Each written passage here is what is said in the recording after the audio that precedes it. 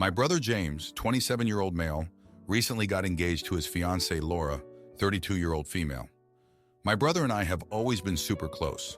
Throughout the years, he had many girlfriends, and I generally made it a point to get along with them. I liked the vast majority of them, so that task wasn't that hard. I had good and close relationships with most of them while they were still dating James and remain in close contact with two even after their breakup, with James's permission, of course. One being his high school girlfriend Diane, 26-year-old female, and the second one being his baby mom Sophie, 29-year-old female. When James started dating Laura 2 years ago, I also tried to get close to her, but I just couldn't bring myself to befriend her. Laura and I are completely different people and have little to nothing in common. She isn't a bad person by any means, but just not someone I would want to hang out with or talk to on a day-to-day basis. At the end of the day, she made James happy and was a decent stepmom to my nephew Rio, 4-year-old male, so me liking her as a person wasn't really important. I also had little to no interactions with her, since whenever I visited James at their apartment, she would claim she was too busy to hang out with us, so I would mostly only see her during family reunions, holidays. After they got engaged, Laura asked me to be her bridesmaid. I refused since I already had a part in the wedding as the groom's sister, was happy with my current position, and didn't feel like spending thousands to go on a bachelorette trip where I didn't know anyone. Last month, James's ex Diane also got engaged and asked me to be her maid of honor. I agreed since Diane has been a close friend of mine for years, and I was honored that she wanted me to have such an important role in her wedding.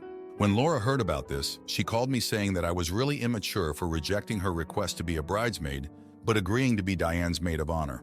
I told her that Diane was my childhood friend, so it was different. Laura then began interrogating me and asked if Diane and James were the ones getting married. Would I also refuse her request and be content with only being the groom's sister in the wedding party? I told her that that situation was irrelevant since it'll never happen. Laura continued to bombard me with questions before I finally told her that as her future sister-in-law, my only obligation towards her is to treat her with respect, and I'm already doing that, so I don't understand what more she can want from me. After hearing that, Laura ended the call and blocked my number. Her friends are now harassing me and telling me how awful I am for saying that to Laura. I'm genuinely confused since I don't think I've said anything remotely awful or offensive, but I might be missing something. Am I the jerk? Now for an update, I decided to call James just like some of you guys suggested. I explained to him the entire situation with Laura and sent him screenshots of the texts her friends kept sending me. He was surprised since Laura never mentioned it and said he'd get back to me. Instead of calling me back, James showed up at my apartment an hour ago. He told me that he talked with Laura about the entire situation and he finally understood what made her act that way. Turns out when James's friend group held a get-together last month, some of his childhood friends were reminiscing and mentioned how they always thought James and Diane would get back together eventually, and how odd it was that they are now both engaged to different people. Another friend also mentioned how James and Diane were clearly a better fit and tried to prove his point by pointing out how I like Diane better than Laura, and since I'm basically the female version of my brother, that must count for something. Apparently, while James was completely unaware that this conversation happened, Laura overheard the entire thing. Instead of telling James what she overheard, Laura fixated on what those friends said and tried to use my approval like some sort of weird competition to prove she was better than Diane. So when I agreed to be Diane's maid of honor after I refused to be her bridesmaid, she kind of spiraled and tried to use her friends to pressure me and make me feel bad for not joining her bridal party. Although James understands what led Laura to act this way, he is mad at her since she went about it in the worst way possible, and this entire situation could have been avoided had she communicated with him like an adult. He told Laura that he needs some time alone to process what went on, so he'll be sleeping in my apartment tonight and meeting her tomorrow morning. By the way, I ended up showing him this post, and he said that as far as he's concerned, I'm in the clear, but he did call me an idiot for not calling him earlier and instead sharing what went on with strangers on the internet. Now for a few comments before the update. Comment 1. OP, not the idiot. If you feel able, then once things have calmed down, it might be worth having a chat to your brother about this. I think you've provided a remarkably clear and fair background. Laura being a good step and making your brother happy, just not your kind of person to be best friends forever. Laura's friends obviously only have her side of the story. It's perfectly reasonable of you to choose who you want to invest significant amounts of money and time into, and not reasonable for Laura to expect it should be her. Seriously, this channel should be required reading for anyone contemplating getting married. What is it with weddings and entitlements shaking my head? Every other post seems to be, I'm getting married, you have to do whatever I want, or you're getting married, here's my demands for the wedding. Comment 2. You're not the idiot. Laura has made zero effort to connect with you, and now she's upset that you don't want to serve her in her wedding. That's pretty ridiculous and tells me she only wanted you there for show. Her friends are now harassing me and telling me how awful I am for saying that to Laura. Pretty immature of her to send her flying monkeys after you. She obviously has enough people to choose as bridesmaid, so this is more about you being close to Diane and refusing to pretend you're close to her. Good luck to your brother.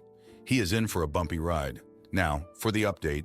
Hey everyone, thanks for reading my last post. So after James decided to stay at my place that night, things got even more complicated. The next morning, he went back to talk to Laura, and I could tell he was really stressed about it. He came back a few hours later looking even more exhausted. He told me that Laura was really upset and had been crying all night. She admitted that she felt insecure about Diane and James's past relationship, especially after overhearing his friend's conversation.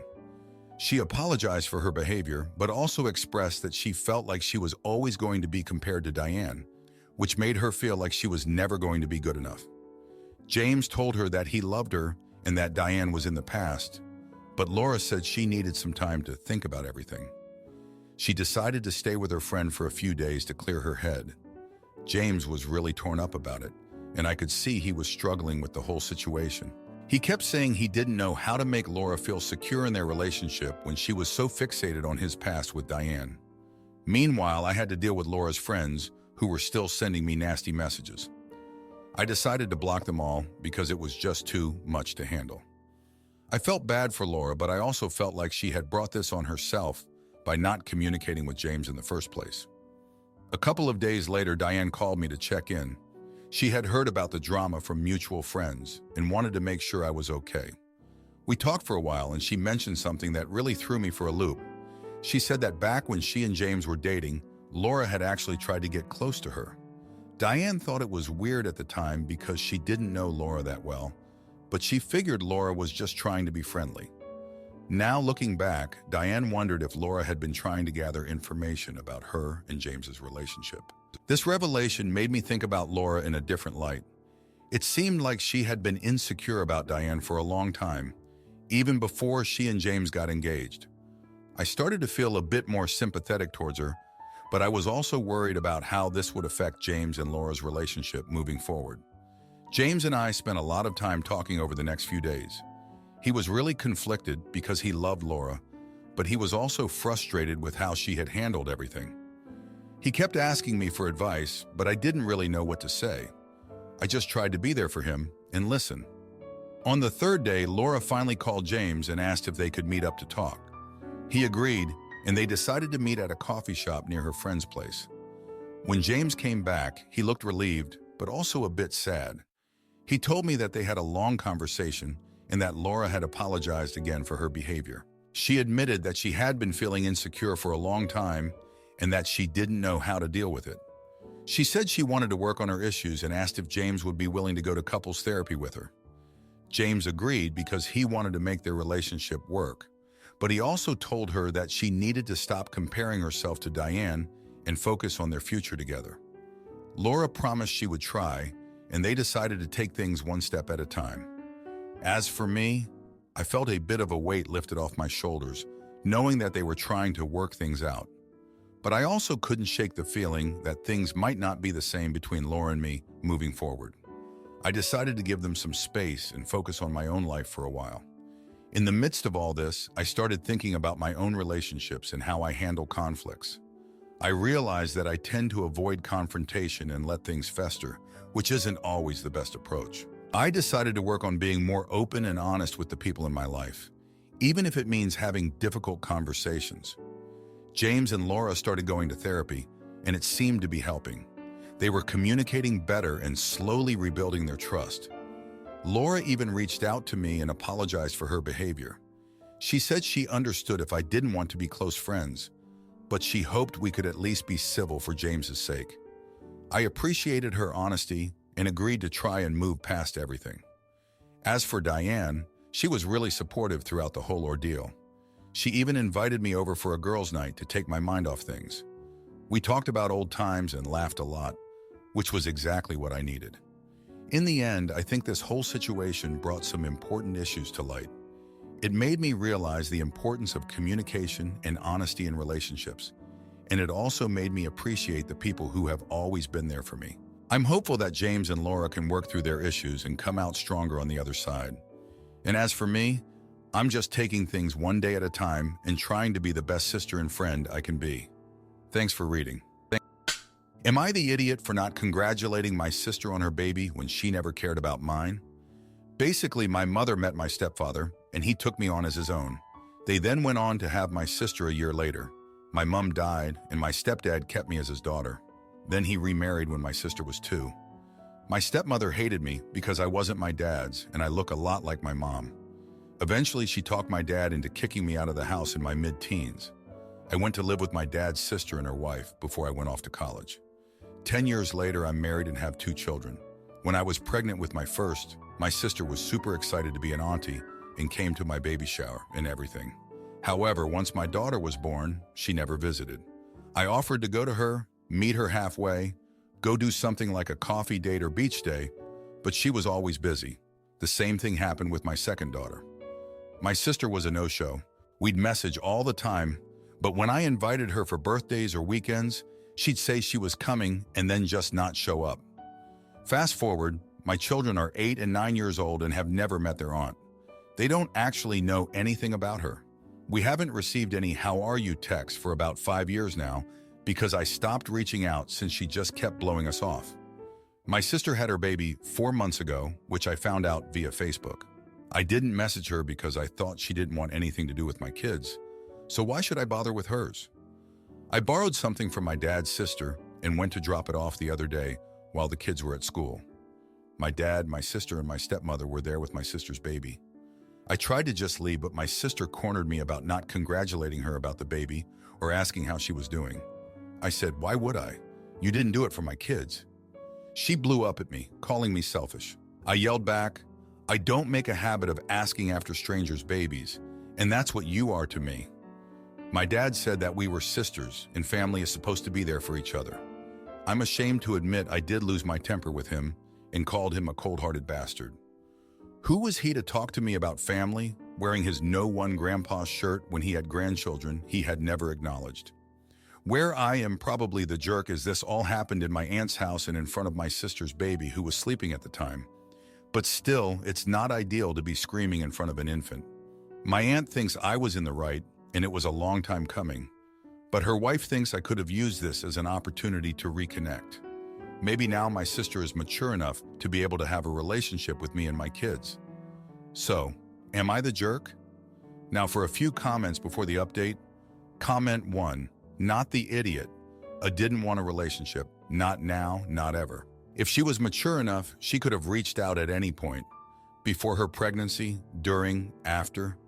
She didn't. You accidentally bumped into her, and she immediately made it into a scene. As for your dad, he deserved what you said. You don't get to preach family when you forced part of it to leave because it was inconvenient. Comment 2. I agree with your aunt. Not the idiot. Her wife thinks I could have used this as an opportunity to reconnect. Why in the hell would you want to do that?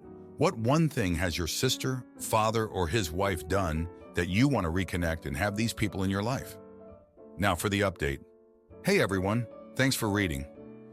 After that explosive confrontation at my aunt's house, things have been tense. My aunt's wife suggested I reach out to my sister to try and mend things, so I decided to give it a shot. I sent her a message apologizing for the way things went down and asked if we could meet up to talk. Surprisingly, she agreed, and we set a date for the following weekend. When we met up, it was awkward at first. We sat in a small cafe sipping our coffees in silence. Finally, I broke the ice by asking about her baby. She softened a bit and started talking about her experiences as a new mom. I could see the love and pride in her eyes, and it made me think about how excited she had been when I was pregnant with my first child. I told her about my kids, how they were doing in school, and some funny stories about their antics. For a moment, it felt like we were sisters again. But then the conversation took a turn. She asked why I had stopped reaching out to her. I explained how hurt I was when she never showed up for my kids' birthdays or made any effort to be a part of their lives. She looked genuinely surprised and said she had no idea I felt that way. She admitted that she had been overwhelmed with her own life and didn't realize how much her absence affected me. We talked for hours, and by the end of it, we both agreed to try and rebuild our relationship. She promised to make an effort to be more present in my kids' lives, and I promised to be more understanding of her situation. It felt like a step in the right direction, but I couldn't shake the feeling that something was still off. A few days later, my aunt called me. She said my dad wanted to talk to me. I was hesitant, but I agreed to meet him. When we met, he apologized for not being there for me and my kids. He said he had been trying to keep the peace with my stepmother and didn't realize how much it hurt me. He asked if we could start fresh and try to build a relationship with my kids. I was skeptical, but I agreed to give it a try. As the week went on, I noticed my stepmother was still cold towards me. She barely acknowledged my presence when I visited my dad's house. It was clear she still held a grudge against me for reasons I couldn't understand. My dad tried to smooth things over, but it was obvious she wasn't interested in making amends. One evening, my sister called me in tears. She said our stepmother had been pressuring her to cut ties with me again, saying I was a bad influence and would only bring trouble into her life. My sister was torn between wanting to have a relationship with me and wanting to keep the peace at home. I could hear the pain in her voice, and it broke my heart. I told her she needed to make a decision for herself and her baby. She couldn't keep living under our stepmother's thumb. She needed to stand up for herself and decide what kind of relationship she wanted with me and my kids. It was a tough conversation, but I knew it was necessary. The next day, my sister called me again. She said she had confronted our stepmother and told her she wanted to have a relationship with me and my kids. Our stepmother was furious and threatened to cut her off financially if she continued to see me. My sister was devastated, but she stood her ground. She said she wanted to be a part of my life and my kids' lives, no matter the cost. I was proud of her for standing up for herself, but I knew this was just the beginning. Our stepmother wasn't going to make things easy for us. My dad tried to mediate, but it was clear he was struggling to keep the peace between everyone. As the week came to an end, I found myself reflecting on everything that had happened. I realized that my sister and I had a lot of healing to do, but we were on the right path. My dad was trying to make amends, but it was going to take time for me to trust him again. And my stepmother, well, she was a whole other issue that we would have to deal with eventually. But for now, I was grateful for the progress we had made. My sister and I were talking again, and my dad was making an effort to be a part of my kids' lives. It wasn't perfect, but it was a start, and sometimes that's all you can ask for. Thanks for reading. Am I the idiot for lying to my mom about her dress size to protect her feelings? My mom bought a bridesmaid dress online for her friend's upcoming wedding. She would typically wear an extra large, but when it came in, it didn't fit her. She has a ton of body issues, not her fault. My grandma was awful to her, and I don't like to see her get so down on herself. The dress not fitting was really a problem with the shape of the dress versus my mom's body shape. She's an apple shape with a wide rib cage, and this dress has an empire waist that is weirdly tight at the waist, cut well for an hourglass or pear shape, but it wouldn't zip for my mom. She asked me if I could let the dress out to fit her, and I told her I'd work on it. I ended up ordering another of the exact same dress to fit her measurements, but I had to go up to like a 5X to get one with a waist that would fit her rib cage. I knew she'd be mortified, even if it's just a subjective size. So I swapped the tags inside the dress and told her that I contacted the company and they'd mislabeled her first dress as an extra large by accident and had sent her the correct extra large dress. Obviously, the 5X fit her ribs like a glove, and then I was able to take in the bust and shoulders to fit her really well and added flutter sleeves. It was sleeveless and they made her more comfortable. She loves the dress now and happily believes that it's an extra large. But my sister found out what I did when she found the original dress in my closet. I couldn't return it because I took the size tag out. She wheedled the story out of me, and she's furious with me for it. She's saying that lying to my mom does her no favors and indulges her body image issues instead of convincing her to own them. She's saying I robbed her of a chance to see how size is just a subjective number, and now she's going to be mortified if she figures it out and twice as humiliated if she realizes I hid the truth. My sister is threatening to tell her. She yelled at me that I'm not allowed to say what mom's ready for. She says I've got no business protecting mom from reality. I feel like my sister is acting really triggered, but I don't know why, and I don't see what's so bad about considering my mom's feelings.